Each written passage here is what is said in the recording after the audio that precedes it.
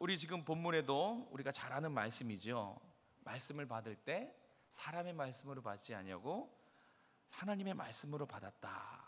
이렇게 지금 데살로니가 교회 성도들을 칭찬하고 있어요. 지금 이 하나님 말씀으로 우리처럼 이렇게 졸지도 아니하고 피곤한데도 이 정말 하나의 말씀, 하나라도 말씀이 떨어질까, 그렇게 아까 등대교회 성도님처럼 잘 차려입고 각 잡고 졸리면 허벅지도 꺼집어가면서 이게 하나님 말씀이기 때문에 안간힘을 썼다는 그런 뜻일까요? 오늘 본문에 나와 있죠. 하나님 말씀으로 받았다. 그래서 하나님 말씀이기 때문에 꼭 들어야 되고 받아 적어야 되고 아무렇게나 옷 입고 올 수 없고 그런 겉모습 말하는 것인지 오늘 잘 살펴봐야 돼요. 절대 그것이 아니에요. 우리가 조금 이 하나님 말씀으로 받았다는 그 의미를 좀 오해하고 있는 경향이 있어요. 잘 이해하기 위해서 어떤 예배자의 자세로 생각하는데 이건 그 말씀이 아니에요. 자, 지금 바울이 복음을 전하고 하나님 말씀을 전하고 그랬을 때 데살로니가 교회 성도들이 하나님 말씀으로 받았다라는 것은 결론적으로 말해서 아까 그 성도님처럼 또 우리처럼 이걸 어떻게든지 경청해야지, 이건 아니에요. 이 예배자의 자세를 말하는 것이 아닙니다. 오늘 바울이 칭찬한 이 데살로니가 교회 성도들의 모습을 보면서 우리가 한번 우리 자신을 두 가지만 살펴보길 원합니다. 자, 먼저 13절 말씀을 같이 한번 읽도록 하겠습니다. 13절입니다. 시작. 이러므로 우리가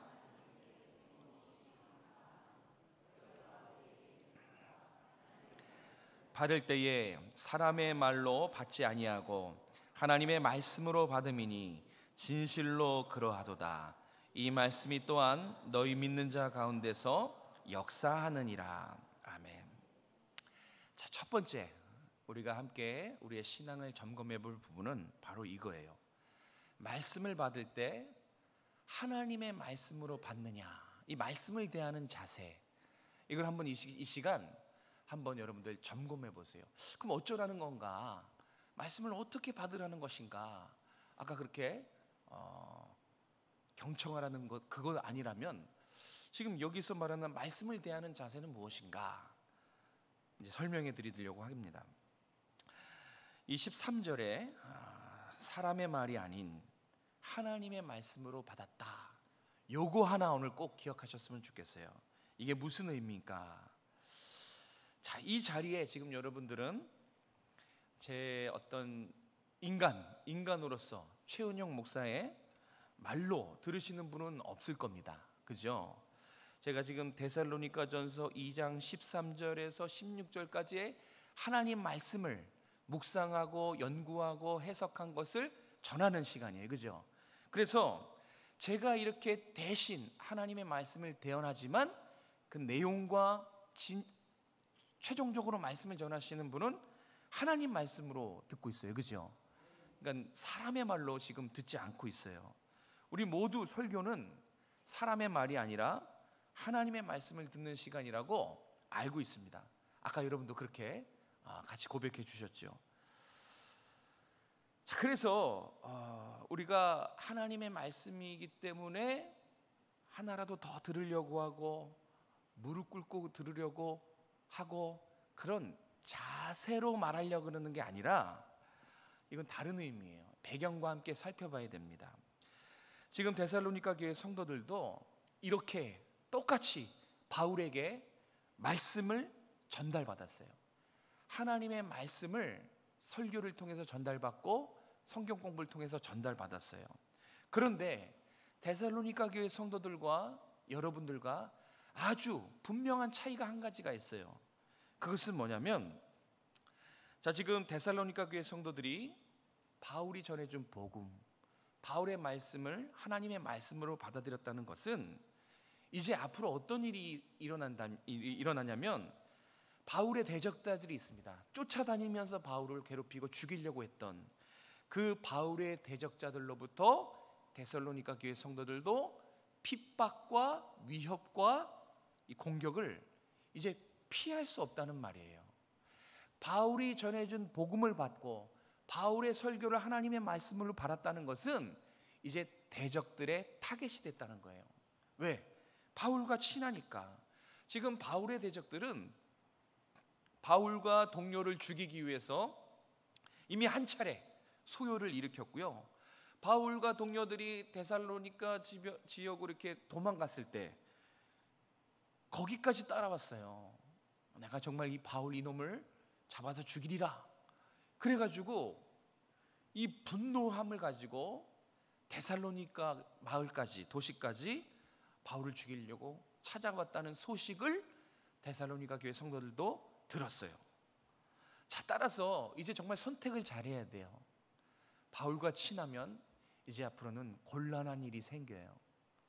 바울과 친해지면 이제 대적들의 핍박과 공격을 피할 수가 없습니다. 자, 근데 여기서 참 멋있는 게 그거를 알고도 바울의 복음을 하나님의 말씀으로 받습니다. 이건 쉬운 일이 아니에요. 모든 사람이 여러분에게 이제 너 저 오정성하게 최 목사랑 친하면 안 돼, 혼날 줄 알아? 그 소식이 전해졌어요. 그런데 저랑 친해지려고 하면 어떻게 되겠어요? 예, 저 때문에 저의 피해가 여러분에게도 갈 수 있는 그런 상황인 거예요. 그걸 알고도 바울의 말씀을, 바울이 전해준 복음을, 바울의 설교를 하나님의 말씀으로 받았다는 것은 이건 이미 핍박과 공격을 각오했다는 거예요. 그런 지금 상황으로 하나님 말씀을 받았다는 것입니다. 그래서 바울이 수많은 말씀을 전했지 않겠습니까? 그 가운데 이 데살로니가 교회 성도들에게 분명히 이런 말씀도 하나님의 말씀을 전했을 거예요. 너를 핍박하는 자를 위해서 기도해라. 원수가 줄이거든 먹이고 목마르거든 마시게 하라. 다 예수님의 가르침입니다. 자, 이제 원수들이 공격하고 대적하고 그런 상황에서 이게 하나님의 말씀으로 받는다는 것은 원수의 일을 위해서 기도한다는 거예요. 원수를 위해서 도움을 준다는 겁니다. 여러분, 이 말씀 여러분도 설교 시간에 과거에 한번 들어보셨죠? 핍박하는 자를 위해서 기도해라. 원수가 줄이거든 먹이고 목마르거든 마시게 하라. 우리도 다 설교 시간에 듣고 하나님 말씀으로 들었을 것입니다. 근데 여러분, 그 말씀을 이해하고 깨달았다고 쳐도 이 순종하셨습니까? 이 순종해 보신 분들 이게 잘 되던가요? 여러분과 친한 사람이 아니고 원수예요. 여러분을 무시하고, 여러분 상처 주고, 여러분 싫어하고, 그런 사람을 어떻게 해야 돼요? 기도하라는 거예요. 그 사람들을 도와주라는 겁니다. 여기서 하나님의 말씀을, 이 말씀을 하나님의 말씀으로 받았다는 것은 하나님의 말씀이기에 순종했다는 거예요. 그러니까 이렇게 뭐 잘 들으려고 이해하려고 안간힘을 쓴 게 아니라 기도하려고, 도와주려고, 실천하려고 안간힘을 썼어요. 그래서 표현한 게 사람의 말로 듣지 않고 하나님의 말로 들었다. 다시 말해 하나님의 말씀이기에 순종해야만 했다는 거예요. 그러니까 여기서 말하는 것은 경청이 아니라 순종이에요. 여러분은 하나님의 말씀이 선포될 때 순종하려는 마음으로 듣습니까? 그게 데살로니가 교회 성도들이 말씀을 하나님의 말씀으로 받았다는 뜻이에요. 우리는 말씀을 받을 때 말씀을 대하는 자세를 한번 살펴봐야 돼요. 10년, 20년 오래 신앙생활하는 것도 물론 유익이 있죠. 그런데 신앙은 단순해요. 하나님 말씀이 내 귀에, 내 마음에 심겨졌을 때 그거를 순종하느냐, 그거를 이해하느냐, 깨닫느냐를 떠나서 순종하느냐가 가장 중요합니다. 순종하는 삶에 어떤 놀라운 역사가 일어나는지 오늘 본문은 분명하게 말씀합니다. 13절 말미에 그러죠. 하나님의 말씀으로 받음이니 진실로 그러하도다. 이 말씀이 또한 너희 믿는 자 가운데서 살아 역사하느니라. 네. 순종하면 어떤 일이 일어난다는 거예요? 말씀이 살아 역사한다는 거예요. 말씀이 순종한 사람의 삶에 역사한다는 것입니다. 단순하게 믿으십시오. 오늘 말씀이 하나님 말씀으로 여러분이 받아들인다면 이 말씀 순종하십시오. 여러분이 정말 살아 역사하시는 하나님 말씀을 경험하고 말씀이 이끄는 삶을 체험하고 싶다면 어떻게 하면 될까요? 순종하면 돼요. 간단해요. 어렵지 않습니다. 들은 말씀을 순종하면 됩니다. 그러니까 오늘은 순종하는 말씀을 전하는 것입니다. 이 말씀의 능력, 말씀의 살아 역사하심, 이거는 이해했다고 되는 게 아니에요. 깨달았다고 하나님의 말씀이 살아 역사하는 것이 아닙니다. 이해되지 않아도 믿고 순종할 때 살아 움직이는 말씀이 된다는 것입니다. 믿고 순종할 때 능력이 말씀이 되는 거예요. 잘 듣는 것도 중요해요. 그런데 역사는 어디서 일어나느냐? 하나님의 말씀으로 받을 때, 순종할 때 여러분의 삶에 이루어지는 거예요. 저도 그런 경험을 참 많이 받아요. 정말 제 마음속에서 울림이 있어요. 순종하기 힘든 상황에 꼭 하나님이 순종의 발걸음을 요구하실 때가 있어요. 물론 그것을 순종할 때도 있었고 못할 때도 있었습니다. 그런데 정말 신기한 것은 순종할 때 마음이 평안했어요. 네, 이 평안함도 아주 큰 역사입니다. 네, 힘들고 불편하고 어려움이 아니라 평안함과 그리고 하나님께 내가 순종했다는 그런 참 보람과 그 뿌듯함을 느껴요. 그리고 순종한 그곳에 정말 하나님의 놀라운 은혜가 축복이 거기에 함께 하십니다. 믿으신 여러분 되시길 바랍니다. 여러분의 삶을 돌아보십시오. 여러분의 삶에 내가 하나님의 말씀을 어떻게 대하는가? 순종하려고 하는가? 그렇게 순종하려고 하나님의 말씀을 받을 때 반드시 여러분의 삶에도 말씀이 살아 역사하시고 말씀이 여러분의 삶을 이끌고 말씀이 여러분 가운데 정말 움직이는 그런 체험을 하게 되실 줄로 믿습니다. 14절 말씀도 한번 같이 읽어볼까요? 두 번째는 14절 말씀입니다. 14절 시작. 형제들아 너희가 그리스도 예수 안에서 유대에 있는 하나님의 교회들을 본받는 자 되었으니 그들이 유대인들에게 고난을 받음과 너희도 너희 동족에게서 동일한 고난을 받았느니라. 아멘. 네. 고난을 대하는 자세도 한번 점검해 보십시오. 오늘 두 가지입니다. 데살로니가 교회 성도들을 보면서 잠잠히 묵상하면서 어떻게 말씀을 대하는가 보면서 나는 순종하려고 하는가 그걸 한번 살펴보시고, 자, 두 번째 대지는 고난을 대하는 자세입니다. 데살로니가 교회 성도들이 말씀에 순종한 결과 안타깝게도 어떤 일이 벌어졌습니까?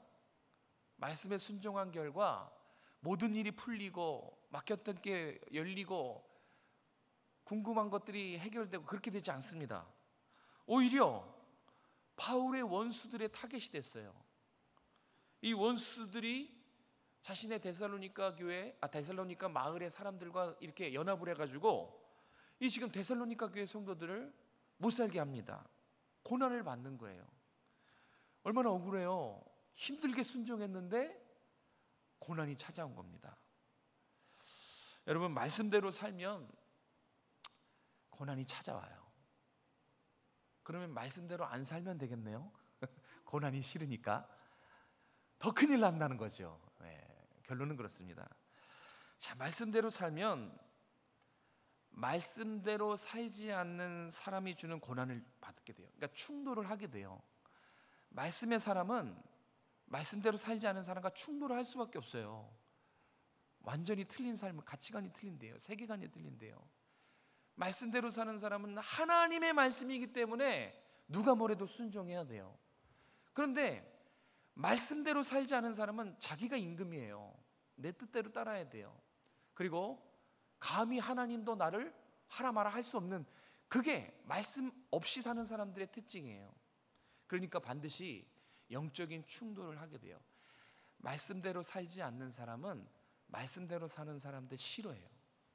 네. 그래서 말씀대로 살면 고난이 찾아오는데, 어떤 고난이냐면 말씀대로 살지 않는 사람이 주는 고난을 받게 됩니다.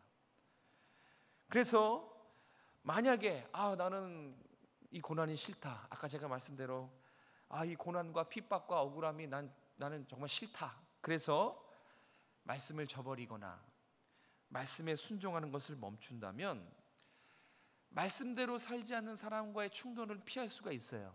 똑같아지니까 불편함이 없죠. 그런데 16절의 말씀은 피할 수가 없어요. 16절 말씀 제가 읽겠습니다.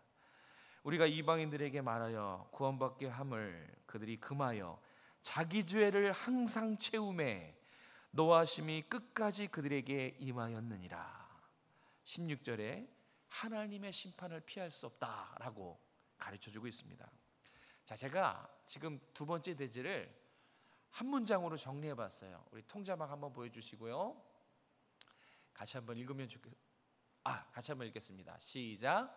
말씀대로 사는 사람은 말씀대로 살지 않은 사람과의 충돌을 피할 수 없다. 그러나 말씀대로 살지 않는 사람은 하나님의 심판을 피할 수가 없다. 그래서 그런 거예요. 네.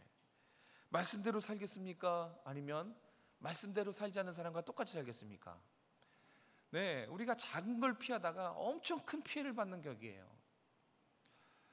말씀대로 살지 않는 사람과의 충돌은 피할 수가 없어요. 말씀대로 살면. 그런데 이 충돌이 싫어서 하나님의 말씀을 내려놓고 순종의 삶을 내려놓는다면 하나님의 심판을 피할 수가 없는 거예요. 그래서 베드로전서 4장에 이렇게 순종하며 살다가 받게 되는 고난을 뭐라 그러냐면, 그거 이상하게 생각하지 마라. 거꾸로 말하면 잘하고 있다는 거예요.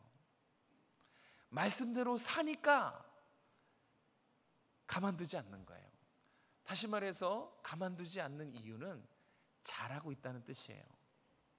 그래서 이상히 여기지 말라는 거예요. 너가 잘하고 있는데 그것을 시기 질투하고 그것을 괴롭히는 거다. 이상하게 여기지 마라. 그러면서 그 뒤에 뭐라고 덧붙이냐면, 고난받게 된 것을 즐거워하라. 그렇게 알쏭달쏭한 말씀을 합니다. 이상히 여기지 않는 것까지는 좋은데 사실 이걸 즐거워할 수 있나요? 이 고난, 핍박, 억울함, 손해, 이것이 그래 뭐 내가 잘하고 있다고 말씀하고 있으니까 그런가 보다 할 수 있지만, 이 즐거워하는 것, 만족으로 가는 것은 사실 잘 이해가 안 돼요. 그런데 여기 말하는 즐거움은 세 가지 의미가 있어요.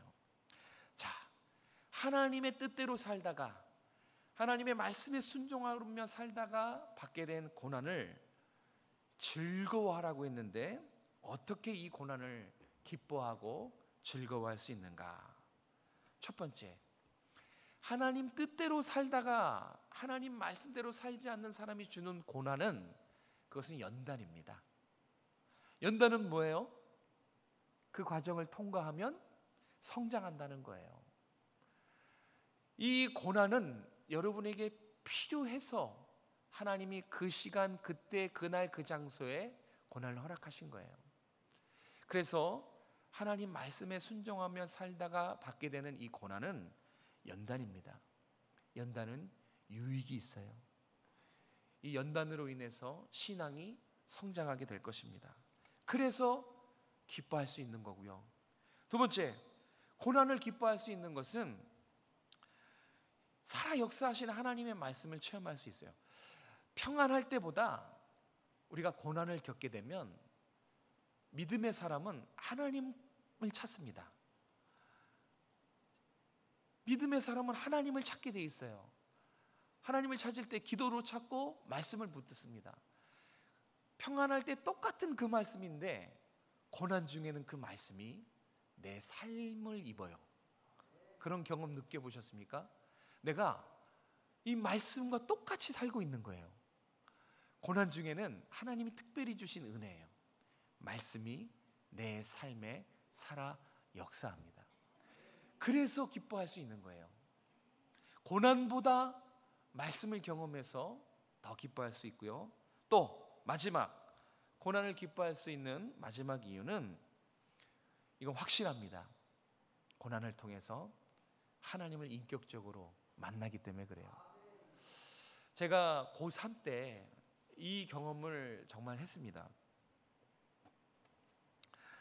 고3 때 특별히 이제 수련회를 너무 가고 싶었어요.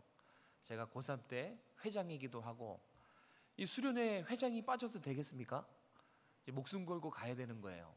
그런데 고3 때 만난 선생님은 키가 197, 그다음에 유도 선수 출신이에요. 네, 몽둥이도 다른 선생님 몽둥이보다 한 뼘이 굵고 이 긴 두께도 군 두께. 정말 이 거구셨어요. 거인이었어요. 얼마나 무서운지 몰라요. 이 인정이 요만큼도 없어요. 피도 눈물도 없는 그런 선생님이셨습니다. 한마디 딱 하셨어요. 가지 마라. 너무 가고 싶습니다, 선생님. 제가 회장이라서 안 갈 수가 없어요. 가지 마라. 한마디 딱 했어요. 제가 어떻게 했을까요? 가지 말았을까요? 네, 쨌습니다. 죽을 각오를 하고 수련회 갔어요. 가서 물론 수련회 기간 동안 뭐 생각이 잘 안 났기도 하고 은혜가 충만하고, 저는 그때 그 수련회가 정말 저한테는 잊을 수 없는 평생의 수련회가 됐어요. 고3 수련회. 근데 갔다 와서 어떻게 됐을까요? 네, 제 엉덩이는 뭐 이거 앉을 수가 없더라고요. 처음에 딱 교무실로 부르시더니 뺨을 3대를 이렇게 촥촥촥 하고 엎드려 뻗쳐해서 10대를 맞았는데 너무 아팠어요. 물론 선생님 말씀을 어기고 불순종하고 간 것은 제 잘못인데, 그때는 왠지 고3 때 이 스트레스도 그렇고 이 수련회에 대한 하나님의 어떤 은혜, 이 수련회만 쏟아 부어 주신 하나님의 은혜가 있잖아요. 그죠? 다 잊으셨습니까? 내년에 수련회 해야 돼. 하나님께서 특별히 쏟아 부어 주신 수련회만의 은혜가 있어요. 그래서 한번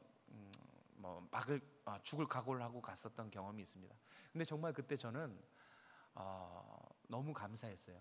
마저도 기분이 좋은 게 더 큰 하나님의 은혜를 경험했고 하나님 살아계심을 경험하고, 저한테 그것이 더 큰 수확이었어요. 고난을 통해 주시는 하나님의 살아계심을 경험할 수 있습니다. 우리 아이들에게도 하나님 살아계심을 좀 우리 부모 세대가 전수해 줬으면 참 좋겠어요. 여러분, 수련회는 정말 특별합니다. 제가 코로나 기간 동안 우리 학생회 섬기면서 수련회 못했거든요. 그때 수련회를 전 당연히 할 수 있을 줄로 생각했어요. 그런데 수련회가 못할 수도 있구나.